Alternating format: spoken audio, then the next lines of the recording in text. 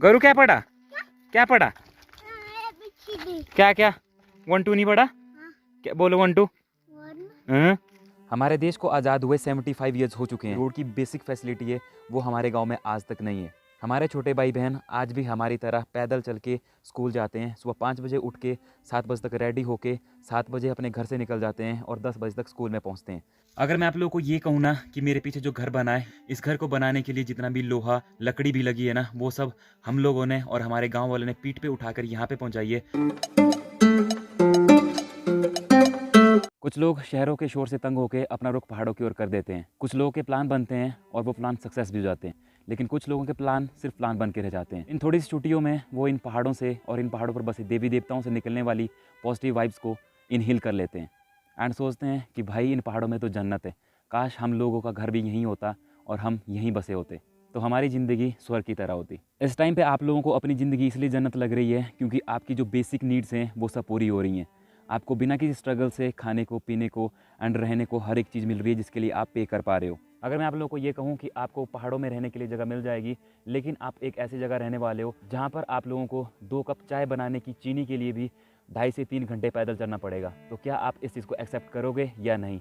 शायद ही कोई इस चीज़ को एक्सेप्ट कर पाएगा। तो चलिए आज मैं आप लोगों को अपनी इस खूबसूरत और स्ट्रगल भरी ज़िंदगी से रूबरू करवाता हूँ। अगर मैं आप लोगों को ये कहूँ ना कि मेरे पीछे जो घर बना है या फिर आपकी स्क्रीन के सामने जो आपको घर दिख रहा है, इस घर को बनाने के लिए जितना भी लोहा लकड़ी भी लगी है ना, वो सब हम लोगों ने और हमारे गांव वालों ने पीठ पे उठाकर यहाँ पे पहुँचाई है। तो आप लोग इसके बारे में क्या सोचेंगे? क्या आप इस चीज़ को इमेजिन कर सकते हो? और वो भी इतने दूर से, जहाँ से इस गाँव तक पहुँचने के लिए लगभग 2.5 से 3 घंटे लग जाते हैं।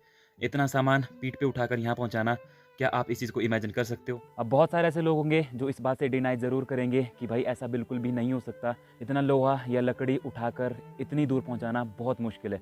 लेकिन अगर आप शहरों से हो तो आप इस चीज़ को डिनाई ज़रूर करोगे। अगर आप लोग एक पहाड़ी हो, हिमाचली हो और ऐसे पहाड़ों में रहते हो तो आप लोग इस चीज़ को डिनाई नहीं करोगे, क्योंकि शायद बहुत से लोगों ने ये स्ट्रगल देखा है। हमारे देश को आज़ाद हुए 75 ईयर्स हो चुके हैं, लेकिन आज भी हमारे गाँव में बेसिक फैसिलिटी, जो कि रोड की बेसिक फैसिलिटी है, वो हमारे गाँव में आज तक नहीं है। फिर आप सोचते होंगे कि बेसिक फैसिलिटी ना होने के बाद भी आप लोग इस गांव में कैसे रहते हो, वो सब चीज़ें आप लोगों को बताने वाला हूँ। हमारे छोटे भाई बहन आज भी हमारी तरह पैदल चल के स्कूल जाते हैं। सुबह 5 बजे उठ के 7 बजे तक रेडी होके 7 बजे अपने घर से निकल जाते हैं और 10 बजे तक स्कूल में पहुँचते हैं। हमारे गाँव के नियर बाई बेसिकली 2 स्कूल्स हैं। गवर्नमेंट सीनियर सेकेंडरी स्कूल घैन, जिसको जाने के लिए सुबह घर से चढ़ाई शुरू होती है और स्कूल तक ख़त्म होती है।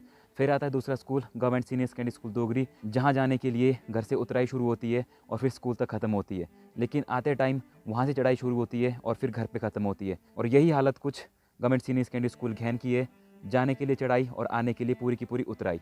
इन दोनों स्कूल को जाने के लिए लगभग 2.5 से 3 घंटे लग जाते हैं। और ऐसा बिल्कुल भी नहीं है कि हम लोगों ने या फिर हमारे छोटे भाई बहनों ने इतना दूर स्कूल होने के बाद अपनी पढ़ाई को कंटिन्यू नहीं किया। हमारे छोटे भाई बहन आज भी स्ट्रगल करके सुबह जल्दी उठ के स्कूल जाते हैं और अपनी स्टडी को कंटिन्यू कर रहे हैं।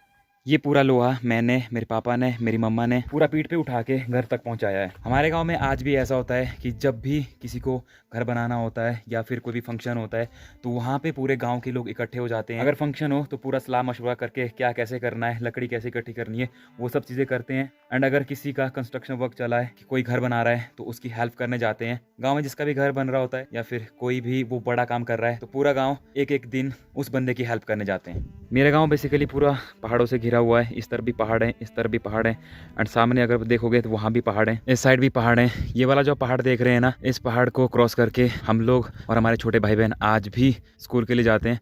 हम लोग का स्कूल तो बंद हो गया, लेकिन छोटे भाई बहन इस पूरे पहाड़ को चढ़ के आज भी स्कूल के लिए निकलते हैं। एंड इस पहाड़ी के पीछे हमारा प्राइमरी स्कूल है, जहाँ पे मैं आप लोगों को थोड़ी देर में ले जाने वाला हूँ। अच्छी बात यह है कि प्राइमरी जो एजुकेशन है वो हमारी इसी गांव में हो जाती है। छोटे बच्चे को बाहर जाने की ज़रूरत नहीं रहती, लेकिन फिर भी हमारे गांव के साथ में एक छोटा सा और गांव है जहां से बच्चे ना रोज़ डेली स्कूल के लिए आते हैं। वहां से आने के लिए भी लगभग 2 से 3 किलोमीटर की दूरी है एंड वो डेली पैदल सुबह आते हैं एंड डेली शाम को घर वापस जाते हैं। वो सामने वाली आप पहाड़ी देख रहे हो, उस पहाड़ी के पीछे एक छोटा सा गाँव है जहाँ से बच्चे सुबह रोज़ प्राइमरी स्कूल के लिए आते हैं। तो अब मैं आप लोगों को ले जाने वाला हूँ अपने प्राइमरी स्कूल की तरफ। मेरे घर से प्राइमरी स्कूल की दूरी 10 से 15 मिनट की है, लेकिन अब हम लोगों को सिर्फ 5 से 10 मिनट ही लगते हैं।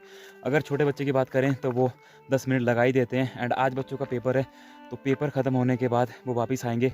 अगर रास्ते में मिले तो आप लोग की मुलाकात ज़रूर करवाएंगे या फिर स्कूल में ही करवाएंगे। इस प्राइमरी स्कूल में लगभग 6 से 7 बच्चे पढ़ते हैं। सबसे बड़ी जो स्ट्रेंथ थी वो 11 से 12 बच्चों की थी, जो कि हमारे समय पे हुआ करती थी। लेकिन आज के टाइम पे स्कूल में सिर्फ 6 से 7 बच्चे पढ़ते हैं। वो इसलिए क्योंकि लोग अब प्राइवेट स्कूल की तरफ ज़्यादा रुख कर रहे हैं। एक अच्छी एजुकेशन पाने के लिए लोग सिटी की तरफ मूव हो रहे हैं एंड बहुत सारे लोग यहाँ से सिटी की तरफ जा भी चुके हैं। मेरे पीछे जो आप बिल्डिंग दिख पा रहे हो ना, वो हमारे प्राइमरी स्कूल की बिल्डिंग है। एंड जिस जगह पे मैं हूँ वो हमारा ग्राउंड है। यहाँ पे हम लोग जब भी हमें समय लगता है तो यहाँ पे क्रिकेट खेला करते हैं। हमारे गांव की क्रिकेट टीम यहीं से बनी है, मतलब यहीं पे प्रैक्टिस करते हैं। छोटा सा ग्राउंड है लेकिन काफ़ी हेल्पफुल है हम लोगों के लिए स्पोर्ट्स एक्टिविटीज़ के लिए। पूरे गांव में सिर्फ एक ही ग्राउंड है, ये छोटा सा। एंड आप लोगों को ले चलूँगा मैं अब अपने प्राइमरी स्कूल की बिल्डिंग की तरफ। इस बिल्डिंग में 3 रूम्स हैं, अभी 2 रूम्स नए तैयार हुए हैं और हमारा स्कूल ना बहुत ही प्यारी सी लोकेशन पे बना हुआ है। प्राइमरी स्कूल की एजुकेशन पूरी करने के बाद हमारे यहाँ के बच्चे जाते हैं government senior secondary school Dogri और गवर्नमेंट सीनियर सेकेंडरी स्कूल ज्ञान में पढ़ने के लिए।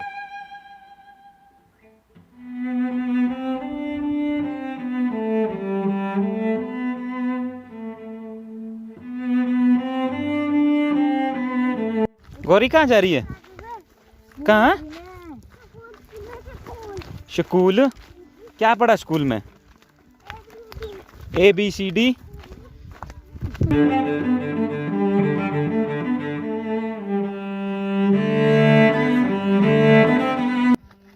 गौरू क्या पढ़ा? क्या पढ़ा? क्या क्या? और 1 2 नहीं पढ़ा? क्या बोलो 1 2? 2 3 4 5 6 7 8। आगे आगे 10।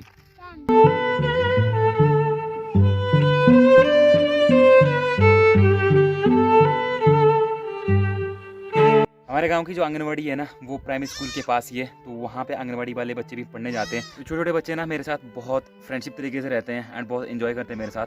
अब कुछ बच्चे ना सीनियर सेकेंडरी स्कूल पढ़ने गए हैं, तो उन लोगों को 4 बजे छुट्टी होगी एंड 4 बजे के बाद वो फिर वहाँ से चलेंगे और यहाँ पे ना 6:30 7 बजे तक पहुँचते हैं। अभी 3:30 होकर रखे हैं, 4 बजे उन लोगों को छुट्टी होगी। एंड वहाँ पे आप लोगों को छोटा सा गाँव दिख रहा है ना, वहीं साथ में उन लोगों का स्कूल है। एंड वहाँ से होते हुए वो आएंगे और शाम को 6:30 7 बजे घर पहुँचेंगे।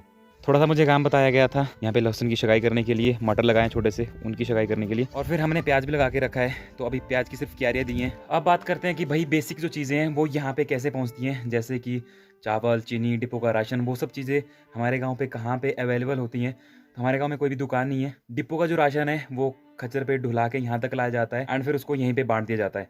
बाकी छोटे मोटा जो सामान होता है या तो उसको स्कूल के बच्चों से मंगवा लेते हैं कैन से, या फिर खुद कभी एक दिन फिक्स करते हैं एंड जितना भी सामान होता है ना उसको एक बार में ही ला के घर पे छोड़ देते हैं। ये जो आप लोगों को हरे भरे छोटे छोटे लाइन वाइज पौधे दिख रहे हैं, ये हरा धनिया है और वहीं साथ में छोटी सी क्यारी आपको दिख रही होंगी, ये हम लोगों ने प्याज लगा के रखा है। अब इस प्याज को यहाँ से निकालेंगे और फिर इस तरह लाइन से लगाएंगे और फिर ये काफ़ी ज़्यादा फैल के फिर हम इसको निकाल देंगे। तो सूर्यास्त हो चुका है, मेरा काम भी पूरा हो चुका है। अभी मैं यहाँ जस्ट गांव में कहीं जा रहा था, यहाँ पे मुझे मिल गए कार्तिक। तो कार्तिक कह रहा है कि भाई क्रिकेट खेल लेते हैं।